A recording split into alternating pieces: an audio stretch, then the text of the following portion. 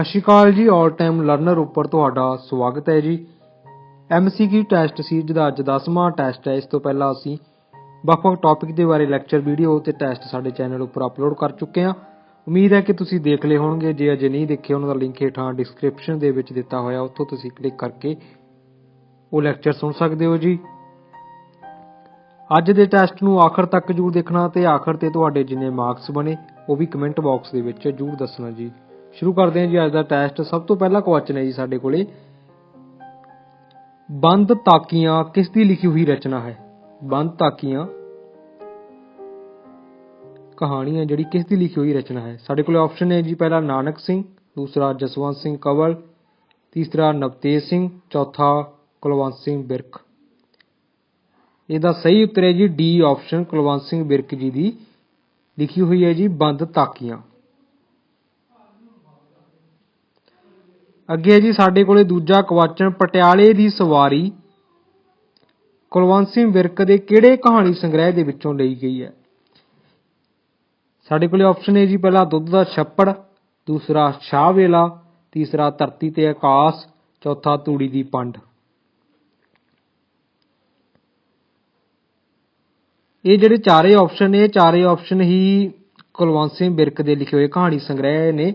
ਇਸ ਲਈ ਇਹ ਕਈ ਵਾਰ ਜੇ ਦੁੱਧ ਦਾ ਛੱਪੜ, ਸ਼ਾਹ ਵੇਲਾ, ਧਰਤੀ ਤੇ ਆਕਾਸ਼ ਤੇ ਤੂੜੀ ਦੀ ਪੰਡ ਦੇ ਬਾਰੇ ਪੁੱਛਿਆ ਜਾਂਦਾ ਤਾਂ ਇਹ ਸਾਰੇ ਕਹਾਣੀ ਸੰਗ੍ਰਹਿ ਨੇ ਜਿਹੜੇ ਕੁਲਵੰਤ ਸਿੰਘ ਬਿਰਕ ਜੀ ਦੇ ਲਿਖੇ ਹੋਏ ਨੇ।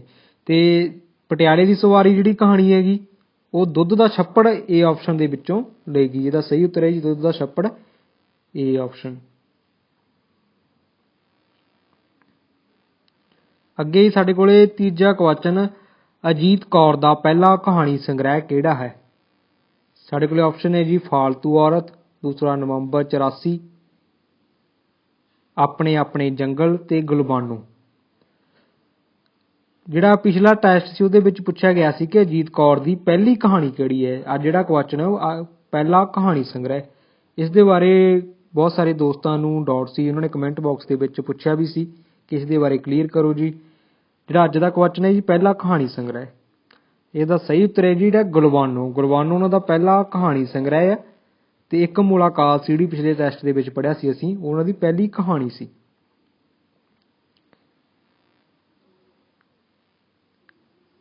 ਇਸੇ ਕਰਕੇ ਕੁਐਸਚਨ ਨੂੰ ਇਸ ਟੈਸਟ ਦੇ ਵਿੱਚ ਸ਼ਾਮਲ ਕੀਤਾ ਗਿਆ ਤਾਂ ਕਿ ਤੁਹਾਡਾ ਡਾਊਟ ਆ ਜਿਹੜਾ ਕਲੀਅਰ ਹੋ ਸਕੇ।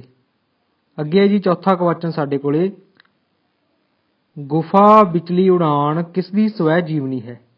ਗੁਫਾ ਵਿਚਲੀ ਉਡਾਨ।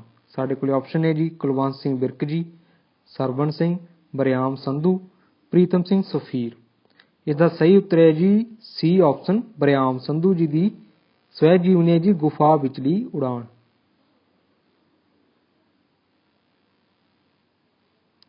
ਅੱਗੇ ਜੀ ਗੁਰਮੁਖ ਸਿੰਘ ਮੁਸਾਫਰ ਦਾ ਜਨਮ ਕਦੋਂ ਹੋਇਆ ਸੀ? ਕਿਹੜੇ ਸੰਨ ਦੇ ਵਿੱਚ ਹੋਇਆ ਸੀਗਾ? ਸਾਡੇ ਕੋਲੇ ਆਪਸ਼ਨ ਨੇ ਜੀ 1902, ਬੀ ਆਪਸ਼ਨ ਹੈ ਜੀ 1904, ਅੱਗੇ 1900 ਤੇ ਡੀ ਆਪਸ਼ਨ ਹੈ ਜੀ 1999। ਇਸਦਾ ਸਹੀ ਉੱਤਰ ਹੈ ਜੀ ਡੀ ਆਪਸ਼ਨ 1899। ਦਾ ਸਹੀ ਉੱਤਰ ਹੈ ਜੀ ਡੀ ਆਪਸ਼ਨ 1899 ਗੁਰਮੁਖ ਸਿੰਘ ਮੁਸਾਫਰ ਜੀ ਦਾ ਜਨਮ ਹੋਇਆ ਸੀ। ਵਧਣ ਤੋਂ ਪਹਿਲਾਂ ਜੇ ਤੁਸੀਂ ਸਾਡੇ ਚੈਨਲ ਤੇ ਨਵੇਂ ਹੋ ਜਾਂ ਅਜੇ ਚੈਨਲ ਸਬਸਕ੍ਰਾਈਬ ਨਹੀਂ ਕੀਤਾ ਤਾਂ ਕਿਰਪਾ ਕਰਕੇ ਚੈਨਲ ਜ਼ਰੂਰ ਸਬਸਕ੍ਰਾਈਬ ਕਰਿਓ। ਨਾਲ ਹੀ ਘੰਟੀ ਦਾ ਬਟਨ ਵੀ ਦਬਾ ਦਿਓ ਤਾਂ ਕਿ ਤੁਹਾਨੂੰ ਸਮੇਂ ਸਿਰ ਨੋਟੀਫਿਕੇਸ਼ਨ ਮਿਲਦੇ ਰਹਿਣ। ਅੱਗੇ ਹੈ ਜੀ, ਪ੍ਰੇਮੀ ਦੇ ਨਿਆਣੇ ਕਿਸ ਦੀ ਰਚਨਾ ਹੈ? ਪ੍ਰੇਮੀ ਦੇ ਨਿਆਣੇ ਜਿਹੜੀ ਕਹਾਣੀ ਹੈਗੀ ਕਿਸ ਦੀ ਲਿਖੀ ਹੋਈ? ਸਾਡੇ ਕੋਲ ਆਪਸ਼ਨ ਹੈ ਜੀ, ਕੁਲਵੰਤ ਸਿੰਘ ਬਿਰਕ, ਸੁਜਾਨ ਸਿੰਘ, ਸੰਤ ਸਿੰਘ ਸੇਖੋਂ, ਨਾਨਕ ਸਿੰਘ। ਇਹਦਾ ਸਹੀ ਉੱਤਰ ਹੈ ਜੀ ਪ੍ਰੇਮੀ ਦੇ ਨਿਆਣੇ ਸੰਤ ਸਿੰਘ ਸੇਖੋਂ ਜੀ ਦੀ ਲਿਖੀ ਹੋਈ ਕਹਾਣੀ ਹੈ। ਅੱਗੇ ਜੀ, ਹੇਠ ਲਿਖਿਆਂ ਵਿੱਚ ਕਿਸ ਨੂੰ ਗਿਆਨਪੀਠ ਪੁਰਸਕਾਰ ਮਿਲਿਆ ਹੈ? ਸਾਡੇ ਕੋਲੇ ਆਪਸ਼ਨ ਹੈ ਜੀ, ਡਾਕਟਰ ਹਰਭਜਨ ਸਿੰਘ, ਜਸਵੰਤ ਸਿੰਘ ਨੇਕੀ, ਗੁਰਬਖਸ਼ ਸਿੰਘ ਪ੍ਰੀਤਲੜੀ, ਗੁਰਦਿਆਲ ਸਿੰਘ। ਇਹਦਾ ਸਹੀ ਉੱਤਰ ਹੈ ਜੀ ਡੀ ਆਪਸ਼ਨ, ਗੁਰਦਿਆਲ ਸਿੰਘ ਜੀ ਨੂੰ ਗਿਆਨਪੀਠ ਪੁਰਸਕਾਰ ਮਿਲਿਆ ਹੈ ਤੇ ਬਾਕੀ ਦੇ ਵਿੱਚੋਂ ਇਹਨਾਂ ਨੂੰ ਤਿੰਨਾਂ ਨੂੰ ਕਿਸੇ ਨੂੰ ਨਹੀਂ ਮਿਲੇਗਾ। ਗੁਰਦਿਆਲ ਸਿੰਘ ਜੀ ਨੂੰ ਗਿਆਨਪੀਠ ਪੁਰਸਕਾਰ ਮਿਲਿਆ, ਇੱਕ ਅੰਮ੍ਰਿਤਾ ਪ੍ਰੀਤਮ ਜੀ ਨੂੰ। ਅੱਗੇ ਜੀ, ਹੇਠ ਲਿਖਿਆਂ ਵਿੱਚੋਂ ਪ੍ਰਵਾਸੀ ਕਹਾਣੀਕਾਰ ਕਿਹੜਾ ਹੈ? ਸਾਡੇ ਕੋਲ ਆਪਸ਼ਨ ਹੈ ਜੀ, ਨਵਤੇਜ ਸਿੰਘ, ਰਘੁਵੀਰ ਢੱਡ, ਸੁਰਜੀਤ ਸਿੰਘ ਸੇਠੀ, ਨਰਿੰਜਨ ਤਸਨੀਮ। ਇਹਦਾ ਸਹੀ ਉੱਤਰ ਹੈ ਜੀ ਬੀ ਆਪਸ਼ਨ ਰਘਵੀਰ ਢਾਡੇ ਜੀ ਨੇ, ਜਿਹੜੇ ਪ੍ਰਵਾਸੀ ਪੰਜਾਬੀ ਕਹਾਣੀਕਾਰ ਨੇ। ਅੱਗੇ ਜੀ ਰਘਵੀਰ ਢੱਡ ਦੀਆਂ ਕਹਾਣੀਆਂ ਦਾ ਖੇਤਰ ਕਿਹੜਾ ਹੈ? ਉਹਨਾਂ ਦੀਆਂ ਕਹਾਣੀਆਂ ਦੇ ਵਿੱਚ ਕਿਹੜਾ ਖੇਤਰ ਪੇਸ਼ ਹੁੰਦਾ? ਸਾਡੇ ਕੋਲ ਆਪਸ਼ਨ ਹੈ ਜੀ ਪੁਰਾਣਾ ਪੰਜਾਬ, ਇੰਗਲੈਂਡ, ਕਨੇਡਾ, ਜਾਪਾਨ। ਰਘਵੀਰ ਢਾਡੇ ਜੀ ਇੰਗਲੈਂਡ ਦੇ ਵਿੱਚ ਰਹਿੰਦੇ ਨੇ। ਇੰਗਲੈਂਡ ਦੇ ਵਿੱਚ ਇਸੇ ਕਰਕੇ ਉਹਨਾਂ ਦੇ ਕਹਾਣੀਆਂ ਦਾ ਜਿਹੜਾ ਖੇਤਰ ਹੈ ਇੰਗਲੈਂਡ ਹੈ, ਇਸ ਲਈ ਸਹੀ ਉੱਤਰ ਹੈ ਜੀ ਬੀ ਆਪਸ਼ਨ ਇੰਗਲੈਂਡ।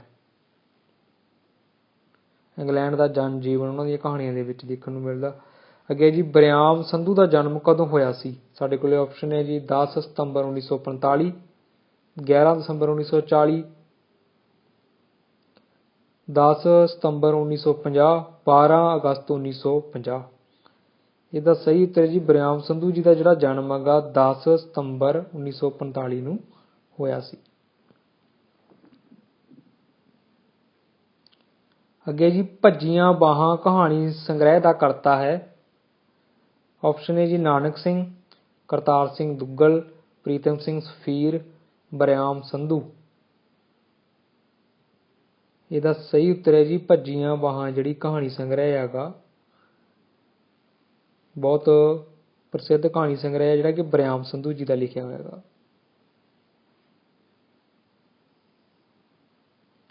ਅੱਗੇ ਜੀ ਬਰਿਆਮ ਸੰਧੂ ਦਾ ਪਹਿਲਾ ਕਹਾਣੀ ਸੰਗ੍ਰਹਿ ਕਿਹੜਾ ਹੈ?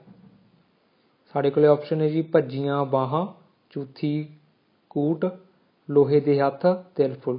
ਇਹ ਚਾਰੇ ਕਹਾਣੀ ਸੰਗ੍ਰਹਿ ਬਰਿਆਮ ਸੰਧੂ ਜੀ ਦੇ ਲਿਖੇ ਹੋਏ ਨੇ ਤੇ ਪਹਿਲਾ ਕਹਾਣੀ ਸੰਗ੍ਰਹਿ ਹੈ ਜਿਹੜਾ ਸੀ ਆਪਸ਼ਨ ਲੋਹੇ ਦੇ ਹੱਥ ਨੇ, ਜਿਹੜੇ ਬਰਿਆਮ ਸੰਧੂ ਜੀ ਦਾ ਪਹਿਲਾ ਕਹਾਣੀ ਸੰਗ੍ਰਹਿ ਹੈ। ਅੱਗੇ ਜੀ 1940 ਦੇ ਵਿੱਚ ਬਾਲ ਸੰਦੇਸ਼ ਨਾਂ ਦਾ ਮਾਸਿਕ ਪੱਤਰ ਕਿਸ ਨੇ ਸ਼ੁਰੂ ਕੀਤਾ ਸੀ? ਸਾਡੇ ਕੋਲ ਆਪਸ਼ਨ ਹੈ ਜੀ ਦੀਵਾਨ ਸਿੰਘ ਕਾਲੇ ਪਾਣੀ, ਗੁਰਬਖਸ਼ ਸਿੰਘ ਪ੍ਰੀਤਲੜੀ, ਨਵਤੇਜ ਸਿੰਘ ਪ੍ਰੀਤਲੜੀ, ਨਾਨਕ ਸਿੰਘ। ਇਹਦਾ ਸਹੀ ਉੱਤਰ ਹੈ ਜੀ 1940 ਦੇ ਵਿੱਚ ਬਾਲ ਸੰਦੇਸ਼ ਨਾਂ ਦਾ ਮਾਸਿਕ ਪੱਤਰ ਗੁਰਬਖਸ਼ ਸਿੰਘ ਪ੍ਰੀਤਲੜੀ ਜੀ ਨੇ ਸ਼ੁਰੂ ਕੀਤਾ ਸੀਗਾ। ਉਹਨਾਂ ਨੂੰ ਵੈਸੇ ਪ੍ਰੀਤਲੜੀ ਪੱਤਰਿਕਾ ਦੇ ਕਰਕੇ ਜਾਣਿਆ ਜਾਂਦਾ, ਪਰ ਉਹਨਾਂ ਨੇ 1940 ਦੇ ਵਿੱਚ ਬਾਲ ਸੰਦੇਸ਼ ਨਾਂ ਦਾ ਇੱਕ ਮਾਸਿਕ ਪੱਤਰ ਵੀ ਸ਼ੁਰੂ ਕੀਤਾ ਸੀ। ਅੱਗੇ ਜੀ ਆਲ੍ਹਣੇ ਦੇ ਬੋਟ ਕਿਸ ਦਾ ਕਹਾਣੀ ਸੰਗ੍ਰਹਿ ਹੈ? ਸਾਡੇ ਕੋਲ ਆਪਸ਼ਨ ਹੈ ਜੀ ਦੀਵਾਨ ਸਿੰਘ ਕਾਲੇ ਪਾਣੀ, ਨਵਤੇਜ ਸਿੰਘ, ਅਜੀਤ ਕੌਰ, ਗੁਰਮੁਖ ਸਿੰਘ ਮੁਸਾਫਰ। ਇਹਦਾ ਸਹੀ ਉੱਤਰ ਹੈ ਜੀ ਆਲ੍ਹਣੇ ਦੇ ਬੋਟ ਆ ਜਿਹੜਾ ਕਹਾਣੀ ਸੰਗ੍ਰਹਿ ਆ ਉਹ ਗਿਆਨੀ ਗੁਰਮੁਖ ਸਿੰਘ ਮੁਸਾਫਰ ਜੀ ਦਾ ਲਿਖਿਆ ਹੋਇਆ ਹੈ। ਅੱਗੇ ਜੀ ਰਘਵੀਰ ਢੱਡ ਦੀ ਲਿਖੀ ਕਹਾਣੀ ਬੁਲਬੁਲੇ ਉਸਦੇ ਕਿਸ ਕਹਾਣੀ ਸੰਗ੍ਰਹਿ ਵਿੱਚੋਂ ਹੈ? ਸਾਡੇ ਕੋਲ ਆਪਸ਼ਨ ਹੈ ਜੀ ਬੋਲੀ ਧਰਤੀ, ਸ਼ਾਨੇ ਪੰਜਾਬ, ਉਸ ਪਾਰ, ਕਾਇਆ ਕਲਪ। ਇਹਦਾ ਸਹੀ ਉੱਤਰ ਹੈ ਜੀ ਬੀ ਆਪਸ਼ਨ ਸ਼ਾਨੇ ਪੰਜਾਬ। ਰਘਵੀਰ ਢਾਡੀ ਦੀ ਲਿਖੀ ਕਹਾਣੀ ਬੁਲਬੁਲੇ ਜਿਹੜੀ ਉਹਨਾਂ ਦੇ ਕਹਾਣੀ ਸੰਗ੍ਰਹਿ ਸ਼ਾਨੇ ਪੰਜਾਬ ਦੇ ਵਿੱਚੋਂ ਲਈ ਗਈ ਹੈ। ਅੱਗੇ ਜੀ ਹੇਠ ਲਿਖੀਆਂ ਵਿੱਚੋਂ ਅਜੀਤ ਕੌਰ ਦੀ ਕਿਹੜੀ ਕਹਾਣੀ ਉੱਪਰ ਟੈਲੀਫਿਲਮ ਬਣੀ ਹੈ? ਸਾਡੇ ਕੋਲ ਆਪਸ਼ਨ ਹੈ ਜੀ ਗੁਲਬਾਨੋ, ਮਿਸੇਜ ਸੇਠੀ, ਬੁੱਤ ਸ਼ਿਕਨ, ਕੂੜਾ ਕਬਾੜਾ।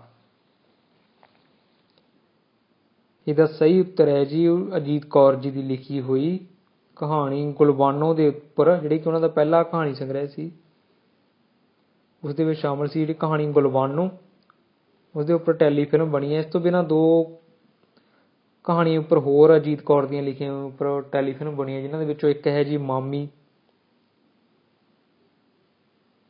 ਤੇ ਅਗਲੀ ਜਿਹੜੀ ਰਹਿ ਗਈ ਇੱਕ ਉਹ ਤੁਸੀਂ ਮੈਨੂੰ ਕਮੈਂਟ ਕਰਕੇ ਦੱਸਣਾ ਕਿ ਕਿਹੜੀ ਕਹਾਣੀ ਦੇ ਉੱਪਰ ਟੈਲੀਫਿਲਮ ਬਣੀ ਹੈਗੀ। ਗੁਲਬਾਨੋ, ਮਾਮੀ ਤੇ ਇੱਕ ਹੋਰ ਕਹਾਣੀ ਹੈ। ਅੱਗੇ ਜੀ ਪਿਆਰ ਕਬਜ਼ਾ ਨਹੀਂ ਪਹਿਚਾਣ ਕਹਾਣੀ ਕਿਹੜੇ ਕਹਾਣੀ ਸੰਗ੍ਰਹਿ ਦੇ ਵਿੱਚ ਸ਼ਾਮਲ ਹੈ? ਸਾਡੇ ਕੋਲ ਆਪਸ਼ਨ ਹੈ ਜੀ ਭਾਬੀ ਮਹਿਣਾ, ਜ਼ਿੰਦਗੀ ਵਾਰਿਸ ਹੈ, ਅਨੋਖੇ ਤੇ ਇਕੱਲੇ, ਇੱਕ ਰੰਗ ਸਹਿਕਦਾ ਦਿਲ। ਅਸੀਂ ਜਾਣਦੇ ਹਾਂ ਕਿ ਪਿਆਰ ਕਬਜ਼ਾ ਨਹੀਂ ਪਹਿਚਾਣ ਆ ਜਿਹੜਾ ਗੁਰਬਖਸ਼ ਸਿੰਘ ਪ੍ਰੀਤਲੜੀ ਜੀ